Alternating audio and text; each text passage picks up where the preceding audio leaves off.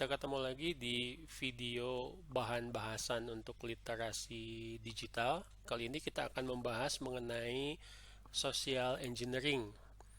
Jadi beberapa waktu yang lalu ada berita di koran, ada pensiunan ya yang menerima pesan dari grup WhatsApp untuk mengupdate data eh, urusan perbankannya. Jadi rekeningnya ya, menanyakan data-data mengenai pribadi dan seterusnya ke link tertentu di mana sang pemberi pesan itu mendeskripsikan dirinya sebagai perwakilan di mana bapak dan ibu pensiunan tersebut memiliki rekening di bank tertentu ya, dan pada saat eh, pesan tersebut dijawab mengisi info yang diminta, rekening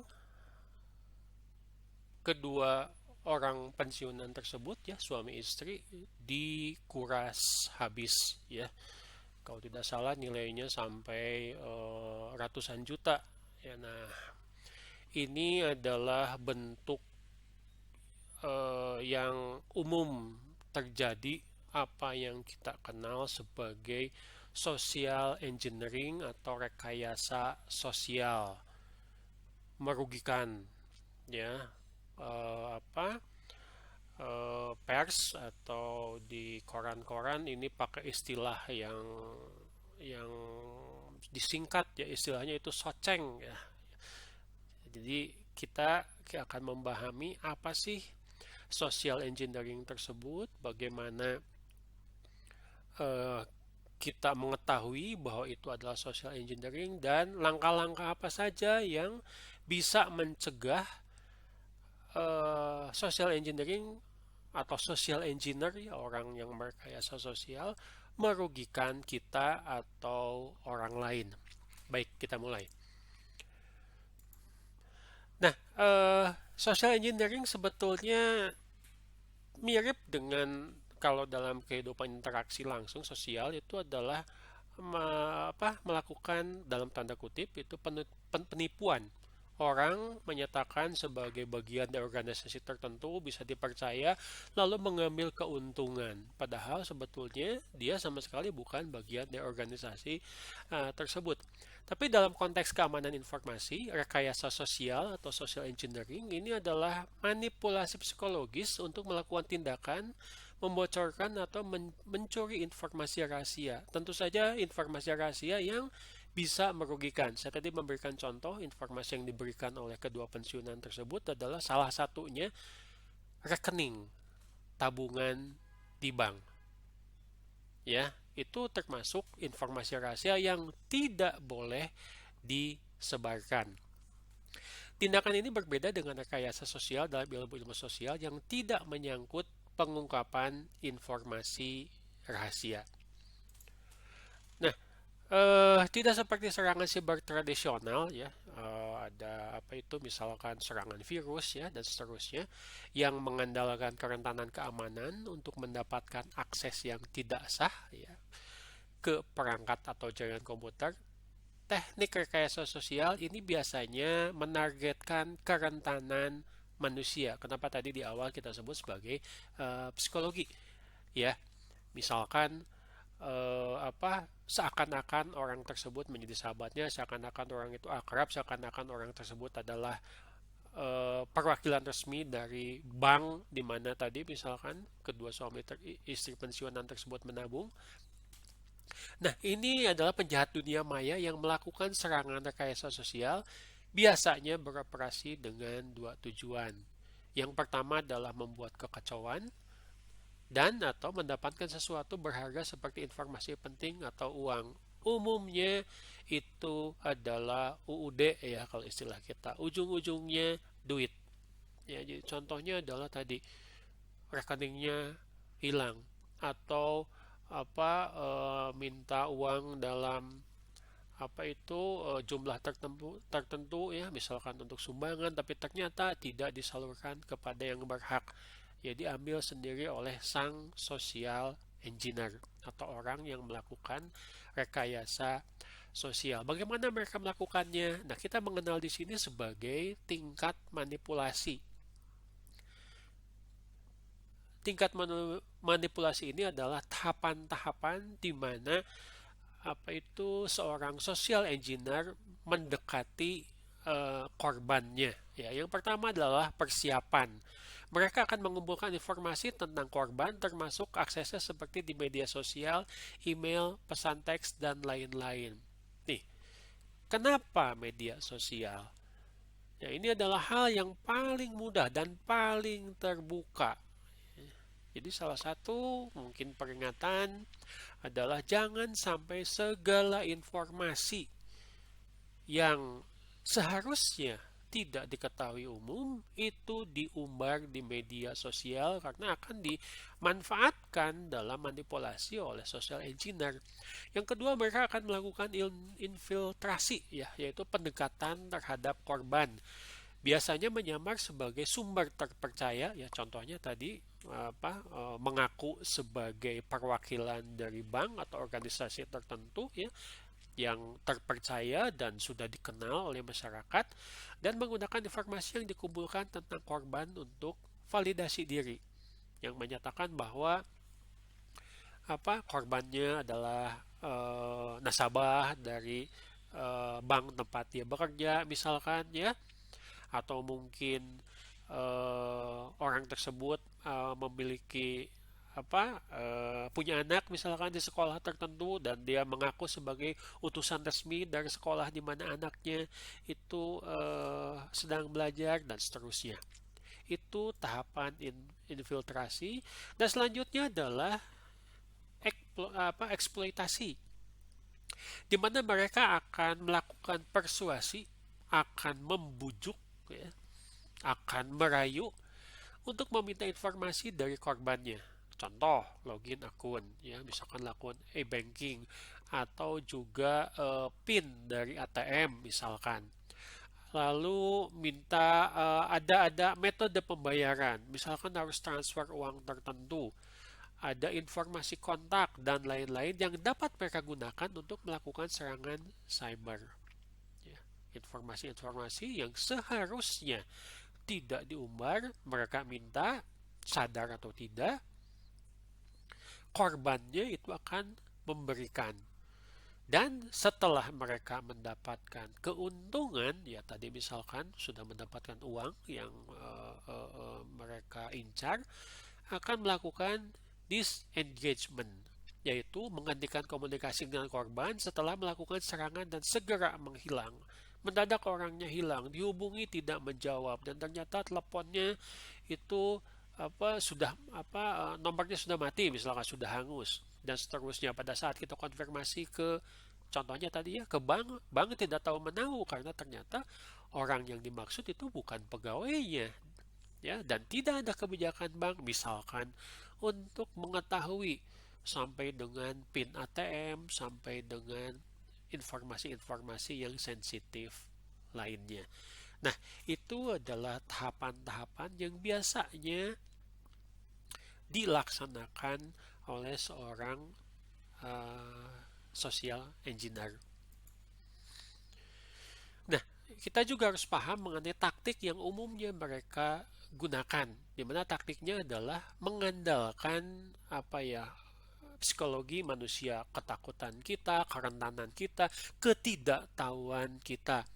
Yang pertama adalah misalkan mendadak ada pesan baik email atau WhatsApp yang mengaku sebagai teman, lalu mempermainkan emosi, ya, mau pinjam uang karena sedang kesusahan, atau mungkin juga Anda mendapat hadiah yang besar karena sudah berkunjung ke satu website tertentu. Lalu biasanya permintaannya itu urgent, penting, harus segera dilaksanakan. Anda dapat hadiah iPhone misalkan, tetapi harus bisa diselesaikan seluruh prosedurnya dalam waktu 1 kali 24 jam. Ya, padahal itu bohong. Ya, maksudnya adalah dia bisa mengambil informasi yang kita butuhkan. Ini paling gampang ya, paling sering juga terjadi. Anda buka satu website, mendadak muncul website yang lain, lalu keluar pesan Anda pemenang, mendapat hadiah sekian juta. Silakan lanjutkan untuk melakukan proses misalkan. Biasanya akan minta mengisi data-data yang sensitif. Atau mungkin juga Anda mendapat pertolongan yang tidak Anda butuhkan, ya. Ada bantuan misalkan untuk membersihkan laptop Anda dari virus misalkan, ya.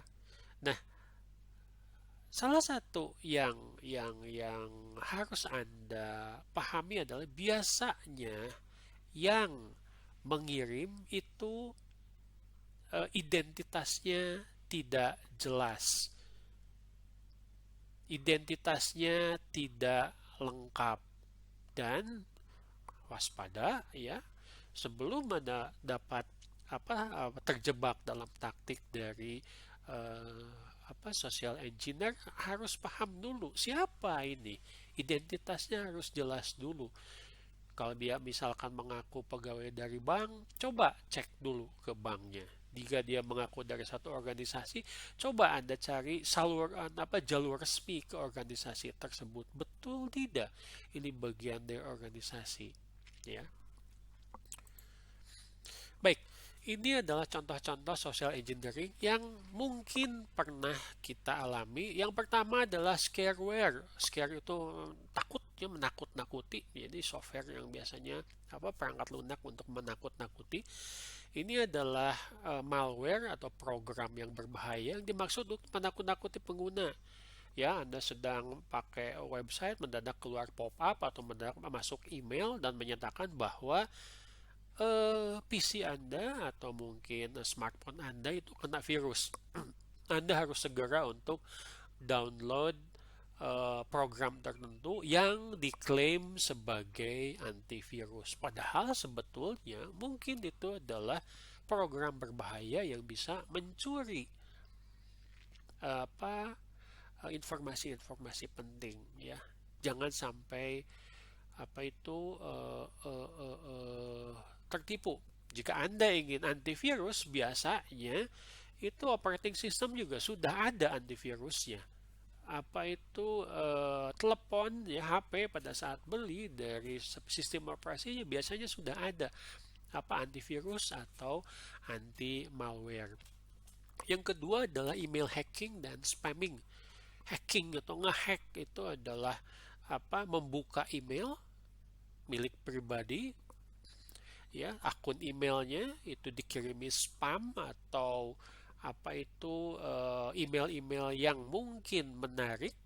Biasanya itu ada linknya itu biasanya adalah executable file atau file exe yang jika diklik itu akan mendownload malware yang berbahaya, ya. Ini biasanya disebut sebagai pesan phishing, ya. Seakan-akan Anda mendapat misalkan tadi, ya, mendapat hadiah, dapat email, silahkan klik misalkan link di bawah ini untuk mendapatkan hadiah yang milik Anda. Pada saat diklik, email Anda dihack, ya. Mungkin ada program berbahaya yang masuk dan mengambil informasi yang bisa merugikan. Selanjutnya adalah akses tailgating atau disebut juga sebagai piggybacking, ya.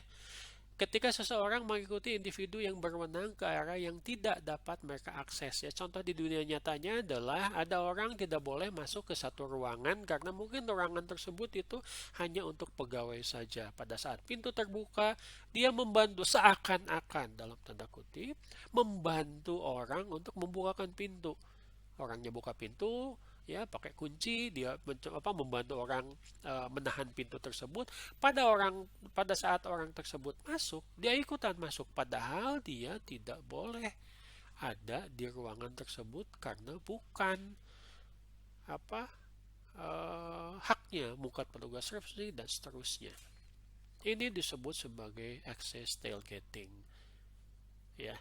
Yang keempat adalah DNS spoofing. DNS itu adalah domain name system. Jadi pada saat Anda pakai browser ya, internet, Anda memasukkan website tertentu www. dan seterusnya, browser itu telah dimanipulasi sehingga pengguna online dialihkan ke situs web jahat yang mencuri informasi sensitif. Hati-hati. Contohnya adalah misalkan di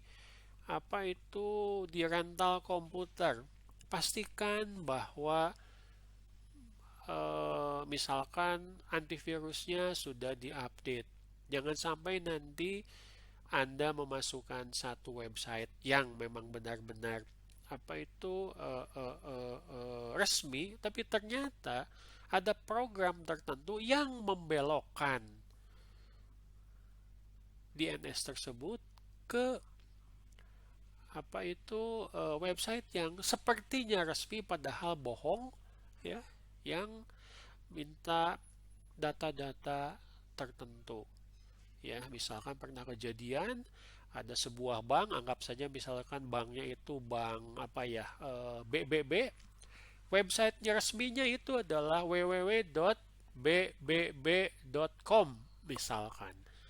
Tapi ternyata ada orang yang membuat website yang persis seperti bank BBB tersebut, tapi namanya www.bbb.ac.id.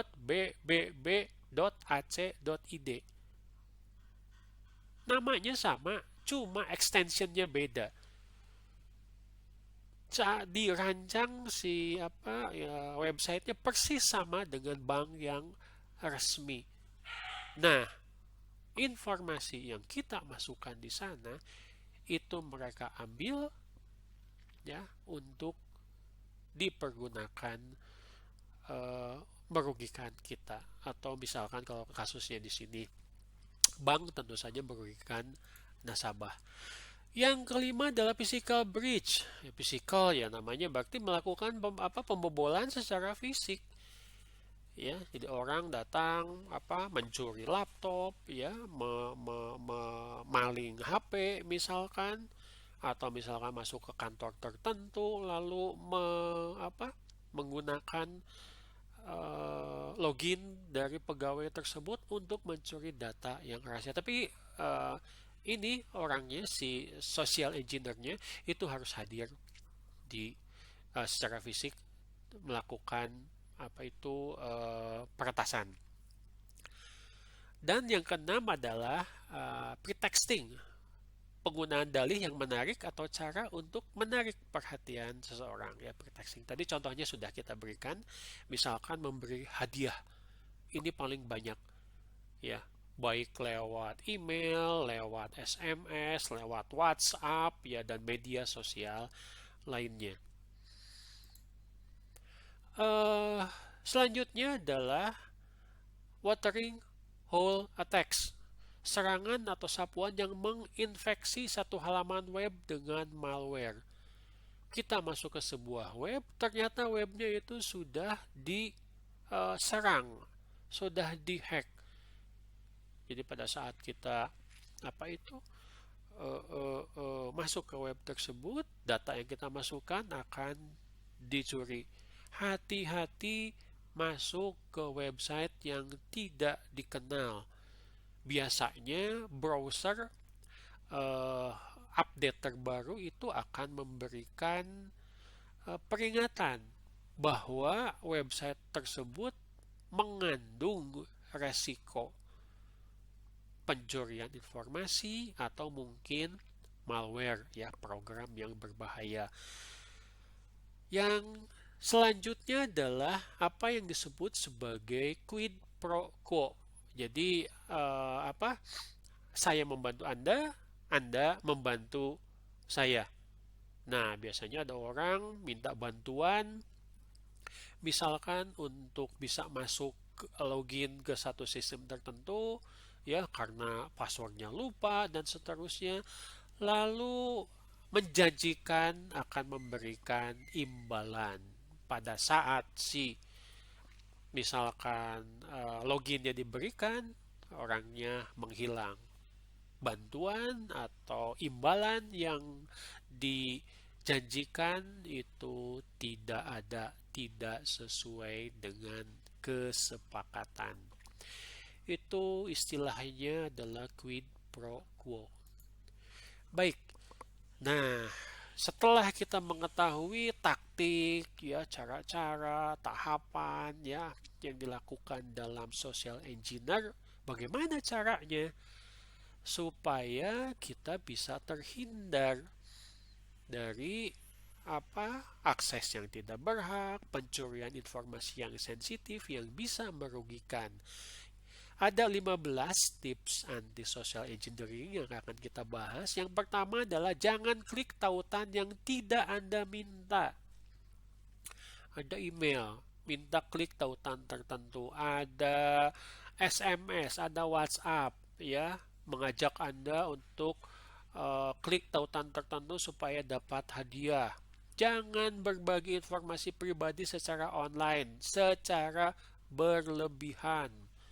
Ngasih tahu alamat rumah, ngasih tahu nama-nama anggota keluarga, ngasih tahu eh, apa kartu kredit yang kita miliki, nama bank tempat ini, tempat atau pekerjaan dan seterusnya, hal-hal yang bisa dimanfaatkan untuk merugikan kita atau mungkin juga keluarga. Ya. Ketiga, berhati-hatilah terhadap pertemanan online. Ya, jangan percaya dengan apa uh, uh, uh, teman di media sosial yang belum pernah ketemu. Ngakunya mahasiswa padahal pengangguran. Ngakunya bisnismen padahal penjahat. Ngakunya perempuan padahal laki-laki. Yaitu bagian dari social engineer. Ya, jangan mudah tertipu. Nomor 5 adalah ketahui apa yang terlalu bagus untuk menjadi kenyataan. Dapat hadiah 1 miliar. Cukup link ini. Tidak mungkin. Ya, kecil kemungkinan. Dapat mobil, tinggal ikuti syarat-syarat ini, tinggal masukkan nama, alamat, lalu nomor rekening dan seterusnya. Itu jelas-jelas social engineering. Jangan mudah tertipu, jangan gampang terlalu bernafsu, terlalu gembira, karena itu yang dimanfaatkan oleh para social engineer. Lalu nomor 6, gunakan autentikasi 2 faktor. Ini kita bisa lihat contohnya misalkan di aplikasi e-banking. 2 faktor itu 2 lapis, 2 level. Misalkan pada saat kita masuk ke e-banking, kita masukkan PIN, password, atau scan sidik jari. Pada saat kita akan melakukan transaksi, minta PIN lagi atau password. 2 tahap itu yang disebut sebagai autentikasi 2 faktor. Kenapa harus sulit-sulit? Security, keamanan. Jadi meskipun ada orang yang sudah tahu satu satu login misalkan, ya, password, tetapi pada saat akan melakukan transaksi masih ada password lain yang berbeda. Gunakan kata sandi yang kuat dan unik untuk sering mengubahnya. Password harus bagus. Biasanya itu password antara 12 sampai dengan 18 karakter, terdiri dari huruf besar, huruf kecil, ada angka, dan ada simbol. Ya. Dan biasakan untuk mengganti password secara berkala. Misalkan 3 bulan sekali, ya. Tapi tetap harus Anda ingat, ya, jangan sampai Anda sendiri tidak bisa masuk akun sendiri, ya. Lalu yang ke-8, pertimbangkan pengelola kata sandi untuk melacak kata sandi yang kuat. Ya, ini sama dengan yang barusan saya sampaikan. Atur filter spam yang tinggi, ini bisa di-set di browser Anda. Contoh misalkan jika sebuah organisasi, ya misalkan saya ya dari di Unpas itu sudah menyediakan apa itu eh, email resmi belakangnya Unpas SCID atau kantor-kantor lain atau universitas lain, saya juga yakin seperti itu. Gunakan yang resmi, jangan gunakan yang umum misalkan Gmail atau Yahoo, sehingga orang yang di luar organisasi jika akan mengirimkan email itu akan disaring dulu, akan diidentifikasi dulu apakah ini ada termasuk ancaman atau tidak. Yang ke-10 adalah jangan izinkan orang asing menggunakan jaringan WiFi Anda, ya. Anda punya WiFi di rumah, ada orang tidak kenal, mau pinjam dan seterusnya, hati-hati. Demikian juga Anda jangan sampai dibiasakan menggunakan WiFi di tempat umum. Apalagi jika Anda misalkan menggunakan WiFi di tempat umum untuk melakukan transaksi perbankan misalkan, atau transaksi pembelanjaan, ya e-commerce. Hati-hati, ada kemungkinan bahwa WiFi tersebut bisa diintip oleh social engineer. Ya, data yang Anda masukkan, Anda pikir aman, tapi ternyata diambil.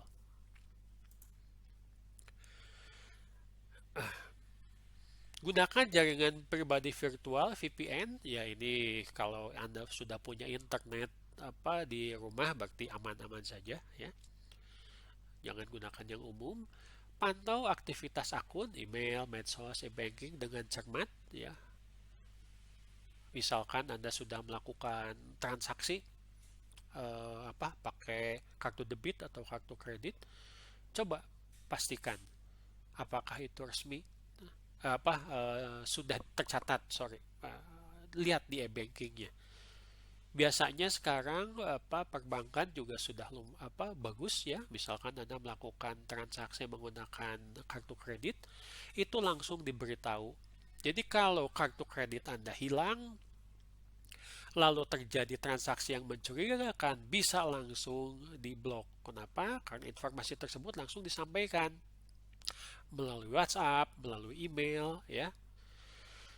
Nomor 13, jangan tinggalkan perangkat tanpa pengawasan. Salah satu cara untuk mencuri informasi adalah pada saat Anda login, Anda tinggalkan, tidak log out. Ada orang datang, ada orang lewat, iseng-iseng lihat rahasia atau transaksi apalah, bisa diketahui, ya. Biasakan, apalagi jika Anda melakukan bawa laptop, bawa smartphone, ya, di tempat umum. Gunakan perangkat lunak keamanan cyber. Contohnya paling umum adalah antivirus, ya, antivirus. Jadi misalkan tadi untuk menangkal malware. Operating system, ya, itu biasanya sudah punya, dan bisa juga ditambahkan dengan antivirus yang baik, ya, terpercaya.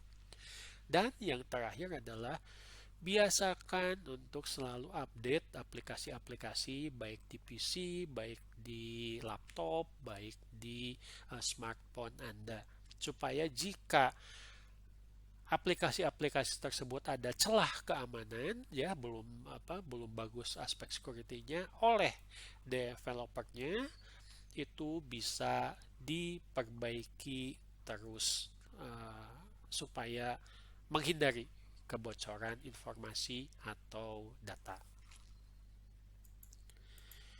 Ini contoh paling sederhana yang bisa Anda lakukan sekarang, ya. Tinggal masuk ke HP, Anda bisa misalkan masuk ke iManager, ini Android, ya.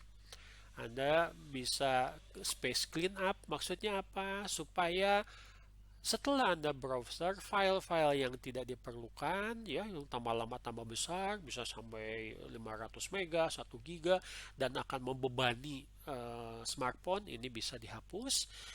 Lalu juga ada security detection, ya, terutama jika smartphone Anda itu ada aplikasi e-banking, Dipastikan jika ada yang mencoba untuk ngehack itu bisa ketahuan. Ya, biasakan untuk melakukan deteksi keamanan berkala, ya seminggu sekali misalkan, ya termasuk juga tadi space cleanup. Tadi salah satu untuk mengidentifikasi kebocoran data atau menghindari malware, biasakan untuk secara rutin Anda mengupdate aplikasi, ya. Ini misalkan bisa ditangani langsung secara otomatis, tinggal pijit saja, terus lihat daftar aplikasi yang harus diupdate, ya, langsung bisa saat itu juga Anda pilih salah satu atau mungkin semuanya untuk diupdate, terutama aplikasi-aplikasi yang penting dan sering Anda gunakan, ya, aplikasi banking, aplikasi media sosial, lalu aplikasi eh, pengelolaan foto misalkan, dan seterusnya. Supaya apa? Supaya celah keamanan atau mungkin nanti yang tadi disebut sebagai breach itu ya bisa dihindari, aplikasinya itu eh, tetap update terhadap serangan malware yang bisa dimanfaatkan oleh social engineer. Baik, jadi dari video ini saya harap Anda punya pemahaman ya mengenai social engineering dan Anda bisa waspada pemanfaatan perangkat digital ini juga tentu saja harus memperhatikan aspek keamanan. Jangan sampai cerita yang tadi saya sampaikan di awal video ini menimpa Anda atau keluarga Anda. Oke, terima kasih. Semoga bermanfaat.